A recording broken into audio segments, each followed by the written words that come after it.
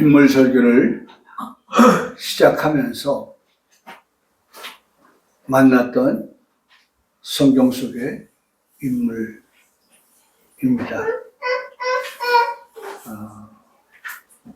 오늘 우리는 바울을 만나게 될 터인데, 바울을 만나기 전에 우리 성도들에게 이미 만난 성령의 인물들을 다시 한번 생각하고 또 같이 받았던 은혜를 다시 한번 되살려보는 그러한 시간을 가지러 갑니다. 보세요. 우리가 처음에 만난 성경 속의 인물은 아리마대 사람 요셉입니다. 우리 같이 한번 읽을까요? 공회 회원으로 십자가에 달린 예수님의 시체를 달라고 빌라도에게 요구한 인물입니다. 요거를 쭉 생각하면 생각을 해내죠. 어떤 생각이 들어요? 읽으면서 생각이 든 것은, 야, 그 자리에서 어떻게 예수님 시신 달라고 했지? 아니, 혹여나 어떤 여종이 너도 예수님 당이지? 라고 하면 그야말로 예수님과 함께 죄를 뒤집어 써서 공회 의원으로 쫓겨나는 자리에서 물러나야 되는 그러한 일들이 있을 거라는 생각이 안 들었을까? 강하고 담대하라. 아리마대 사람 요셉은 강하고 어떻게 해요? 담대했어요. 그렇지 않고서는 어떻게 이렇게 예수님의 시체를 달라고 빌라도에게 요구할 수 있었을까? 이런 생각을 한번 해보게 되고 또 같이 그때 은혜를 나눴습니다. 두 번째, 어떤 분이에요? 선하고 의로운 요셉이었다 라고 하는 것이죠. 선하고 의로운 요셉이었다. 여러분, 요셉을 말하면서 요셉을 소개하는 이 모든 말씀들을 들으면서 이 시대에 내가 누구예요? 요셉이 되어야 한다라는 것은 우리가 항상 말씀을 들으면서 우리가 놓치면 안 되는 그러한 말씀이에요. 요셉은 요셉이고 나는 나야. 그게 아니라 성경 속에서 요셉을 말씀하실 때에 그 말씀을 듣는 우리들은 그 말씀이 곧 나에게 하시는 말씀이라고 그렇게 들을 때에 은혜가 되어지는 거죠. 그래서 우리가 선하고 의로운 요셉이 되어야 된다. 그 다음에 세 번째, 저는 사실 이 요셉을 첫 번째로 우리 성도들에게 소개해주고 싶었던 것 가운데 하나가 있었다면 그것은 이 세 번째예요. 이게 뭐예요? 요셉은 하나님의 나라를 어떻게 기다리는 사람 요셉이었다. 그래서 오늘 여기 앉아서 예배하는 우리 모든 성도들은 내가 요셉이니까 나는 어떠한 성도가 되어야 돼요? 하나님의 나라를 기다리는 사람, 기다리는 성도가 되어야 된다. 그렇게 하나님 나라를 기다리면서 우리가 하나님 나라 들어가기에 합당한 성도로서의 삶을 살아가야 한다라고 하는 것을 그렇게 말씀해 주고 있는 것입니다. 그 다음에 자신의 소유인 무덤에 예수님을 안치한 인물이고 내어드린 인물이다. 이 말씀을 하면서는 무슨 생각할 수 있어요? 이 아리마대 사람 요셉은 부자입니다 라고 하는 것도 생각해야 돼요. 그래서 저는 이 말씀을 설교할 때도 우리 성도들이 하나님 우리 성도들이 복을 받아서 정말 부자가 누구처럼 아리마대 사람 요셉처럼 되기를 원합니다. 라는 그러한 말씀을 전하여 드렸죠. 그리고 그는 마지막으로 예수님의 뭐예요? 제자입니다. 라고 하는 것입니다. 자, 두 번째로 누구 만났어요? 요셉 만났어요. 어떤 요셉? 야곱의 12 아들 가운데에서 11번째인 아들 요셉을 만났습니다. 자, 그 요셉에 대해서는 세 가지로 말씀을 드렸는데, 첫째는 하나님께서 어떻게 해요? 함께 하시는 요셉입니다. 두 번째로 하나님께서 어떻게 해요? 형통하게 한 자 요셉입니다. 이 형통이라는 말이 인물을 설교하면서 계속 나오는데, 오늘 우리가 만나는 바울도 형통한 자라고 하는 말씀이 등장하게 됩니다. 성경에서 제가 형통한 자를 찾기 위해서 인물을 찾은 것이 아니라 인물을 찾아서 설교하는데 보니까 그 모두가 다 공통적으로 나오는 게 뭐예요? 형통한 자라고 하는 것이 공통적으로 나오는 것을 볼 수 있더라는 것입니다. 나는 우리 성도들이 이 형통한 자 모두가 되어지기를 바랍니다. 저는 이 말씀을 전하면서 크게 은혜를 받았던 것이 이때 제가 이렇게 설교했어요. 형통한 것은 내 생각과 내 뜻대로 모든 것이 다 어떻게 되어지는 것, 이루어지는 것을 말하는 거예요. 그런데 어디 인생을 살다 보면 모든 것이 내 생각, 내 뜻대로 100% 맞아 떨어집니까? 그렇지 않죠. 때로는 내 생각과 10도 벗어나거나 20도, 30도, 40도, 80도, 90도, 때로는 180도 벗어나는 그러한 일들이 있을 때도 있다는 것이죠. 그러면 형통 아니네? 라는 생각이 들겠으나, 그러나 형통이라고 하는 단어의 뜻은 건너가다라고 하는 뜻이 있다는 말씀이었죠. 네? 정말 어떻게 건너가지? 우리는 다 물에 빠져 죽었어. 어디가 생각나야 돼요? 홍해 앞에 이스라엘이 생각이 나야 돼요. 그런데 그런 절망적인 상황 이 앞에 놓여져 있지만 그들과 함께 하시는 하나님께서 형통하게 하시니까 어떻게 해요? 그 홍해가 갈라져서 좌우에 물이 벽이 되게 하시고 그 다음에 땅이 드러나게 하셔서 그 땅을 밟고서 이스라엘 백성들이 마침내 어떻게 건너가게 하셨다. 저는 이 설교를 하고 난 다음에 제가 만나는 많은 사람들에게 이 형통이라고 하는 것을 가지고 이야기해 줬어요.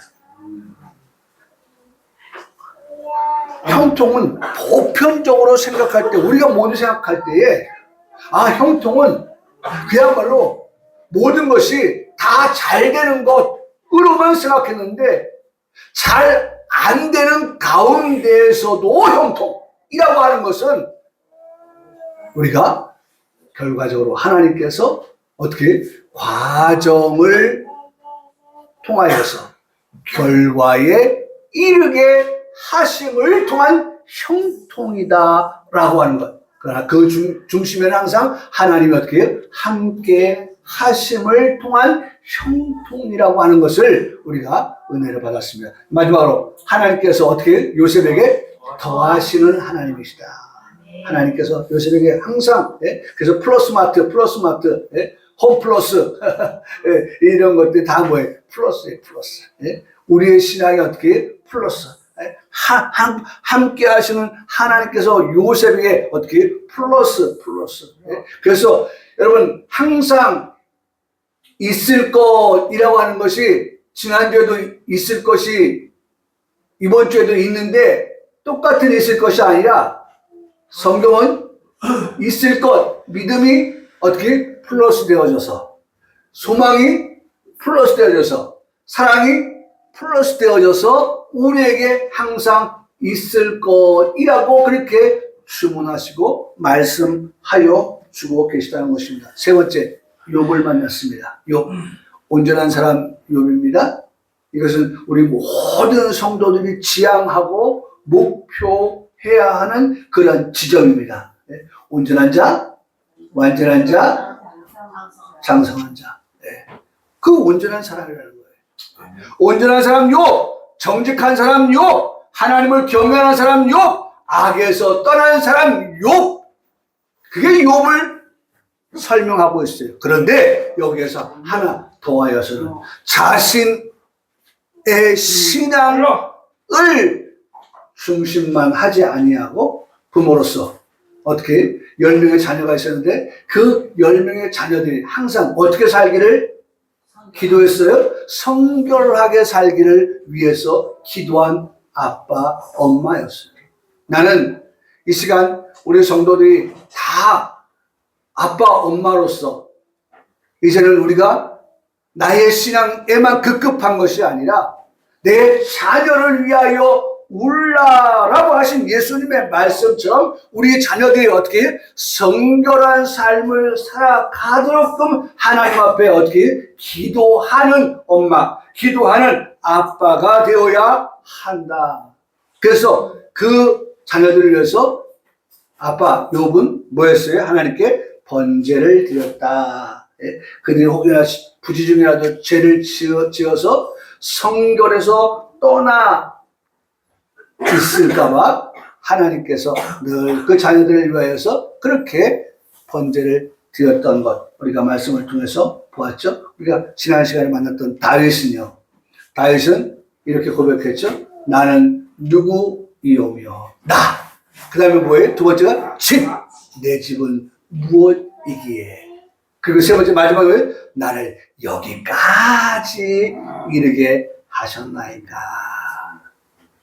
이게 다윗의 하나님께로 향한 그러한 고백이었죠. 이 속에는 어마어마한 내용들이 다 포함되어져 있는 것도 우리가 지난 시간을 통해서 보았습니다. 자, 오늘 우리가 만나려고 하는 그러한 인물이죠. 만나려고 하는 인물, 그 인물은 바울입니다. 바울. 네. 우리가 만나게 될 성경 속 인물은 바울이에요. 구약의 다윗을 만났고 신약의 오늘은 바울을 만납니다. 이 바울을 만날 때 두 가지를 우리가 생각해야 되는데, 첫째, 먼저 부활하신 예수님을 만나기 전에 바울은 그 이름이 뭐였어요? 사울이었는데 그 사울은 어떤 인물인가라고 하는 것을 우리가 살펴보고요. 두 번째, 어떻게 이제 그 부활하신 예수님을 만난 그 바울은 어떠한 바울인가라고 하는 이 두 가지를 오늘 말씀을 통해서 들으면서 은혜를 받는 그러한 시간을 가지려고 합니다. 첫 번째로 부활하신 예수님을 만나기 전에 바울은 사실은 이름이 뭐였다고요? 사울이었어요. 네. 그 사울이 성경에 처음으로 그 이름을 올린 것이 사도행전 7장 58절의 말씀인데 이 말씀에 이렇게 기록하고 있는 걸 볼 수 있어요. 성 밖으로 내치고 돌로 칠세 증인들이 옷을 벗어서 사울이라 하는 청년의 발 앞에 두니라. 이 말씀이 사도행전 7장 58절의 말씀인데 이 말씀에서 사울이란 사람, 그 청년의 이름이 최초로 등장하였던 것을 볼 수가 있습니다. 다 나온 거야? 돌로 쳤다는 말씀했죠. 돌로 쳤다. 이 돌로 쳐서 죽게 된 인물을 소개하고 있는데 이 인물을 잠깐 소개하지 않을 수가 없죠. 그 인물은 스데반입니다. 스데반, 돌에 맞아 죽은 사람, 그 이름은 스데반입니다. 근데 참 이름 우리 이제 희겸이라고도 짓겠고 또 우리 유창대 성도 우리 이들이 동생 이름 뭘로 줬어요? 아직? 네? 담이. 담이? 담이. 유담이? 담이. 다담. 담. 담? 다. 네. 담이. 담이. 네. 담이. 아, 딸이니까 담이. 담이야. 또 잊어버린 분들 알려주세요. 담이. 네, 담이. 스테반은 그 이름의 뜻이 면류관이에요. 돌에 맞아 죽은 것이 자신이 부정한 짓을 저질러서 돌에 맞아 죽은 것이 아니라 스테반이 이스라엘의 모든 하나님의 그 역사의 주관자가 되신다고 하는 것을 쭉 설명을 하면서 예수님을 너희가 죽였다라고 하는 이 말을 들은 유대인들이 극도로 어떻게 흥분해가지고 이 말을 하는 설교를 하는 스테반을 향하여 돌을 들고 그 돌을 스테반을 향하여 던져서 돌에 맞아 죽었던 그러한 사람, 그러한 인물, 멸관이라는 뜻을 가지고 있는 그 스테반. 지금 그 성 밖으로 내치고 돌로 치는 그러한 인물, 돌에 맞아 죽은 그 인물, 기독교에 있어서는 최초의 그러한 순교자라고 일컬어지는 인물 스테반. 돌에 맞아 죽을 때에 경건한 사람들이요, 스테반의 죽음을 보고 또 스테반을 장사하면서 크게 울었다라고 했습니다. 크게 울었다. 여러분 그렇지 않겠어요? 스테반이 보여주었던 그 복음적인 그러한 설교를 하였던 그 인물이 돌에 맞아 죽었다라고 하는 것을 생각할 때 경건한 사람들은 눈물을 흘리지 않을 수가 없었던 거죠. 흘리지 않을 수가 없었어요. 자, 이러한 상황이었는데 이러한 상황 속에서 사울이 보여준 모습은 전혀 반대였어요. 뭐라고 말씀하고 있냐면 사도행전 8장 2절의 말씀을 보니까 8장 1절에 네? 사울은 그가 죽임당함을 마땅히 여기더라 그랬어요. 네? 아이고 죽을만하네. 사울이 죽는 것을 마땅히 여겼다고 하는 그 인물이 누구냐면 바로 사울이었다는 거예요. 사울. 네? 사울. 뿐만 아니라 사도행전 8장 3절에 보면 사울이 주의 제자들에 대하여 여전히 위협과 살기가 등등하여서 대제사장에게로 가서 다메섹 여러 회당에 가져갈 공문을 청하니 이는 만일 그 도를 따르는 사람을 만나면 남녀를 막론하고 결박하여 예루살렘으로 잡아오려 함이라. 예수님 믿는 사람들을 잡아다가 옥에 집어넣어서 철창신세를 감옥에 집어넣으려고 하는 그러한 인물이 예수님 믿는 사람을 잡아다가 네? 예수님 믿는 사람을 잡아다 옥에 넣으려고 했던 사람이 누구냐면 사울이었다는 것입니다. 예수님을 믿는 오늘의 우리가 바라보는 사울은 누구입니까? 예수 믿는 사람들에게는 대적자라고 할 것입니다. 이단이라고 할 것입니다. 상대할 것이 없는 그러한 인물이라고 할 것입니다.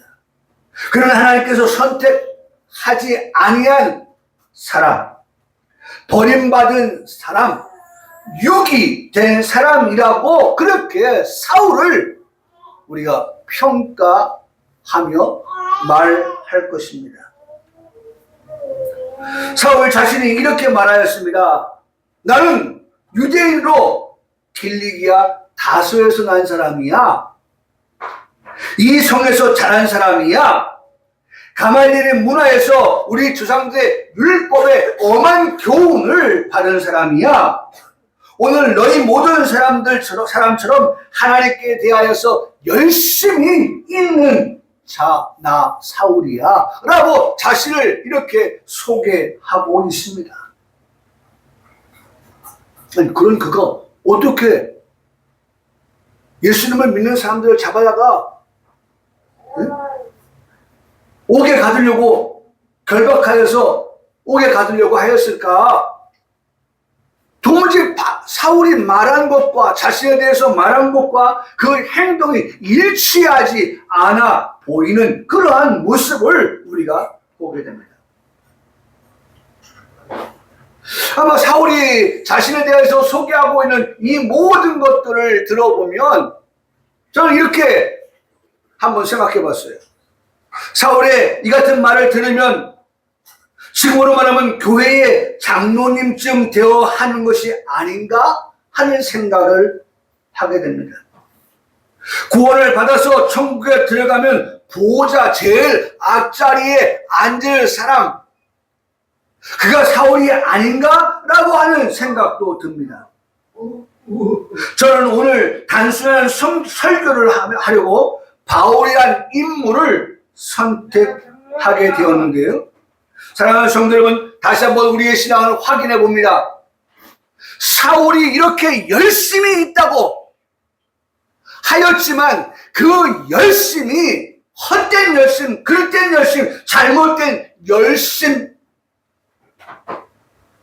할 때 오늘 우리의 신앙은 어떠하냐라고 하는 거예요. 우리의 신앙이 정말 바른 그러한 신앙을 가지고 우리가 신앙생활하고 있냐라고 하는 것을 생각하게 된다는 것입니다. 그래서 한번 우리의 신앙을 다시 한번 점검해 보는 차원에서 이렇게 말씀을 드릴 수가 있습니다. 우리가 죄상을 받아야 하는 죄인이라는 사실을 믿으십니까? 라고 하는 것입니다. 믿으십니까? 네. 제가 뭘 질문했어요? 내가 죄인이라는 사실을 믿느냐라고 하는 거예요. 내가 이전에 죄인이라고 하는 이 사실, 그렇기 때문에 죄인 된 나는 구원을 위해서 누군가가 대신하여 죽어야 하는데 그 누군가가 예수님 한 분뿐이라고 하는 사실도 믿으시지요? 네. 예. 죄인된 내가 구원을 받는 데 있어서는 누군가가 죽어야 되는데 그 누군가가 바로 예수님 한 분밖에 없다라고 하는 그 사실을 우리가 믿고 신앙생활한다. 그 예수님은 죄가 없으신 분이시고 또한 죄를 알지도 못하는 분이다라고 하는 사실도 믿으시죠? 네. 천국의 영생을 얻는 길도 예수 그리스도 한 분뿐이라고 하는 사실도 우리가 믿으시죠? 네. 그렇죠? 천국에 들어가는 길은 오직 예수님 한 분밖에 없는 거예요. 평강교회를 담임하고 있는 목사로서 성도 한 분 한 분이 이 사실을 나의 믿음이라고 고백되어지기를 원하고 있는 것입니다. 교회 안에서 아무리 열심을 낸다고 하여도 그래서 목사님과 성도들의 인정을 받아서 서리 집사님이 되고 권사님이 되고 안수 집사님이 되고 장로님이 되는 자리에 이른다 할지라도 그 신앙이 예수님을 믿는 믿음이 아니라고 하면 그는 구원을 받을 수 없다. 구원을 받았다고 할 수 없다라고 하는 것입니다.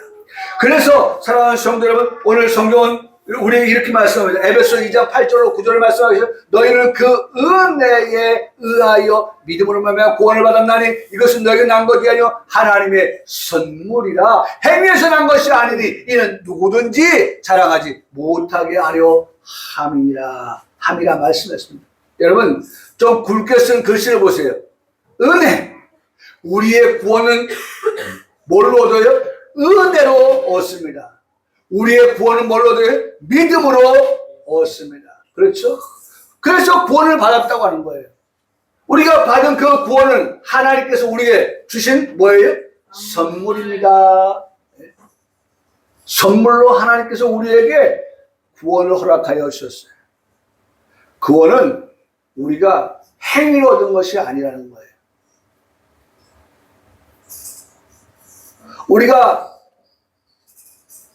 제가 어제도 보니까 저쪽 나이지리아나 이런 나라인 듯해요. 근데 한 남자가 돈을 좀 많이 벌었는가 봐요. 그래서 돈다발을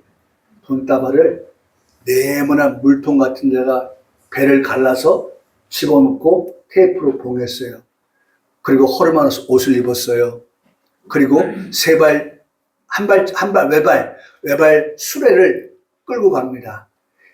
길거리 노점상에 사람들, 가난한 사람들이에요. 그 사람들한테 제가 그 언어를 모르니까 그림만 보는데 아마 장사하고 있는 사람한테 이거 하나만 줄 수 없습니까? 라고 하니까 에이! 딴 데 가서 알아보세요. 네?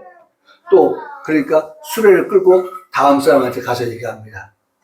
똑같은 반응이죠. 돈 안 내고 물건을 달라고 하니까 누가 그걸 주겠어요? 이 가난한 사람들이. 그래서 몇 사람을 똑같이 그렇게 결과를 가지고 지나갑니다. 그런데 오늘도 손님이 없어서 그냥 우두커니 앉아있는 한 총각이 있었어요. 그 총각 앞에 가서 똑같이 물건을 하나 요구합니다. 근데 그 총각이 그 요구하는 그 음식을 주었어요. 지금까지 볼 수 없었던 사람의 반응을 보고 이 사람이 이런 반응을 보이는 사람한테 돈을 주려고 통에 넣었던 그것을 끄집어내서 그 사람한테 들려주는데 그 사람은 정신이 없어요. 돈다발을 주는데 그 돈다발인지 몰랐었어요. 나중에 보니까 돈다발인 거야. 깜짝 놀랐어요.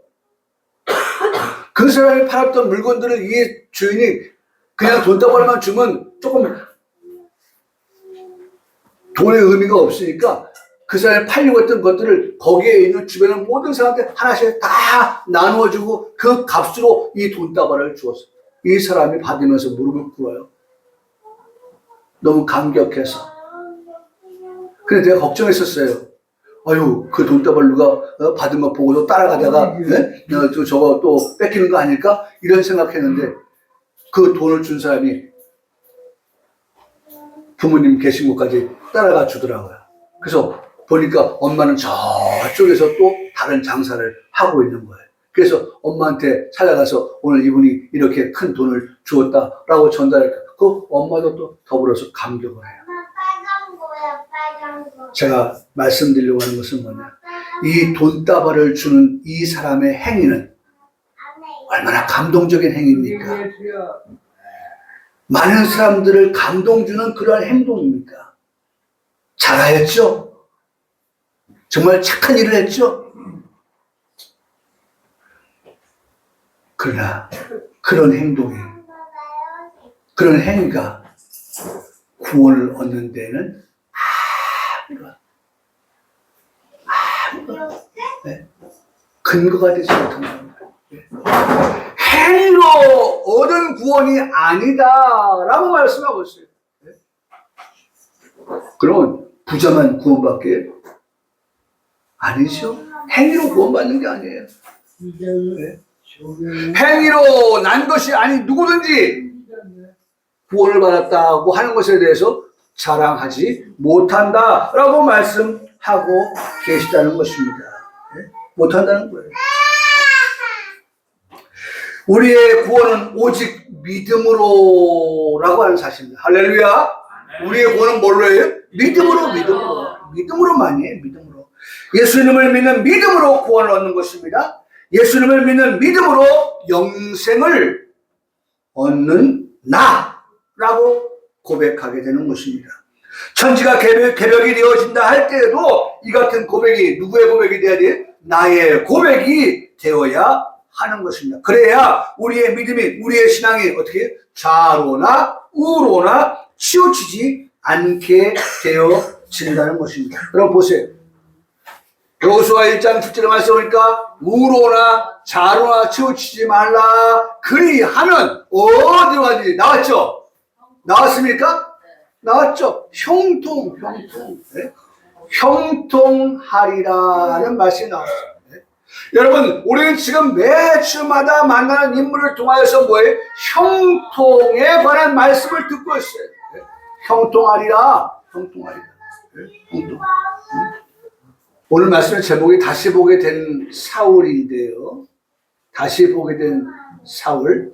어떻게 바울이 다시 보게 되었냐, 사울이 다시 보게 되었냐라고 할 때 부활하신 예수님을 만남이 도화설이 되어서 다시 보게 된 사울이다. 중요한 건 예수님을 만나야만 된다는 거예요. 네? 다시 볼 수 있게 되어지는 그 역사적인 사건은 예수님을 어떻게 해요? 만나야 된다는 거예요. 여러분, 중요한 것은 이 시간 우리가 하나님께 예배를 드릴 때에, 예배를 드리는 현장에서 있는 우리 모두는 다 뭐가 돼야 돼요? 예수님을 어떻게 해요? 만나는 자가 되어야 한다는 것입니다. 여러분, 기도할 때마다 오늘도 누구 만나요? 네? 집사님 만나고 권사님 만나고, 네? 형제 만나고 자매 만나고 아니고, 네? 그건 나중이고, 예배에서는 누구 만나요? 예수님을 만나는 그 일이 전부이고, 그 일이 우선이고, 그 일 우리가 추구해야 될 그러한 것들이 되어야 한다는 것입니다.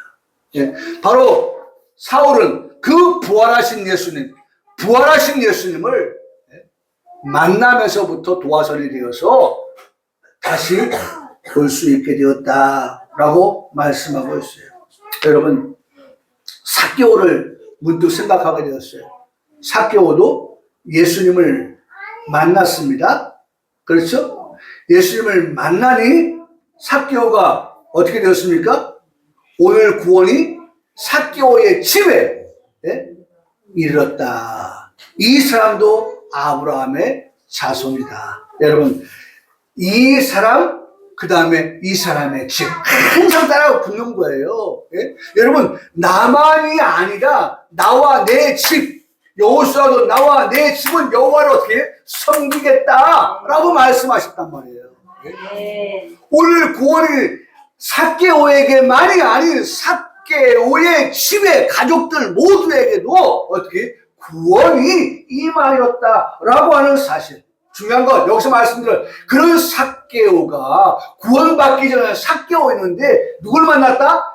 예수님을 만나니 예수님께서 그 삭개오에게 오늘 이 집의 구원이, 그리고 이 사람에게도 아브라함의 자손이라고 하는 그러한 복된 말씀을 들려주셨다라고 하는 것입니다. 중요한 건 항상 우리가 하나님을 만나고 예수님을 만나고 성령님을 만날 때에 이러한 역사가 일어난다라고 하는 것을 우리가 듣게 되어지는 것입니다. 두 번째, 부활하신 예수님을 통해서 성령으로 충만하게 되어지니 어떻게 했어요? 다시 보게 되었다. 첫 번째는 만남이고 누굴? 예수님을. 두 번째는 성령님의 충만하게 하심을 통하여서 다시 보게 되어졌다라고 하는 것입니다. 여러분, 성령을 받고 성령으로 충만하게 된 사람에게서 발견할 수 있는 것이 있는데, 사도행전 9장 18절에 말씀하니까 즉시 사울의 눈에서 비늘 같은 것이 벗어져 다시 보게 되었다라고 말씀. 비늘 같은 것이 벗어졌다. 네? 비늘 같은 것이 벗어졌다.